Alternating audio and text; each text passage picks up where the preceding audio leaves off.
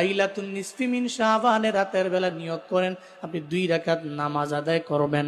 ওই 2 রাকাত নামাজ হবে সলাতুল হাজাত, মানে হাজতের নামাজ। আপনি নিয়ত কইরা, নফলের নিয়ত কইরা দাঁড়ায়া যাবেন নামাজের মধ্যে। ওই নামাজে সূরা ফাতিহার পরে অনেকগুলো মত আপনি পড়বেন।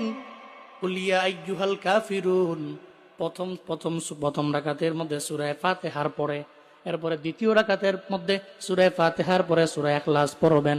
কুল হুয়াল্লাহু আহাদুল্লাহুস সামাদ, কুল হুয়াল্লাহ সূরাটা পড়া এরপরে আপনি সলাতুল হাজাতের 2 রাকাত নামাজ শেষ হওয়ার পরে আল্লাহর দরবারে আপনি কানবেন।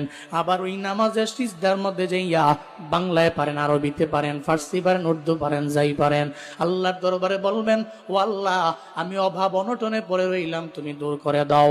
আমি বিপদে পড়ে রইলাম, তুমি দূর করে দাও। তুমি বিপদ দিতে পারো, আবার বিপদ থেকে উত্তরণের পথ তুমি আমার জন্য বের করতে পারো। আল্লাহর দরবারে যদি সলাতুল হাজাতে সিজদায় গিয়া বলতে পারো, আল্লাহকে যদি বলো, আল্লাহ গো, আমি জানি তুমি জানো আমার অভাব আছে, আমি ঋণ যুক্ত হয়ে গেছি, ঋণ মুক্ত হবার চাই। তুমি জানো আমার অ্যাবিলিটি নেই, আমার সামর্থ্য নাই রে আমার মাওলা। তুমি যদি সিজদায় গিয়ে সালাতুল হাজাতের সিজদায় গিয়ে যদি রবের দরবারে বলতে পারো, আবার ওই রাতটাও যদি হয় শাবানের মধ্য রজনী, আমার কাছে মনে হয় সালাম ফিরাইয়া তুমি আল্লাহর দরবারে কান্নাকাটি করে বলবা, আল্লাহ পাক রব্বুল আলামিন আপনার আমার যত অভাব অনটন আছে আমার আল্লাহ দূর করে দিতে পারে।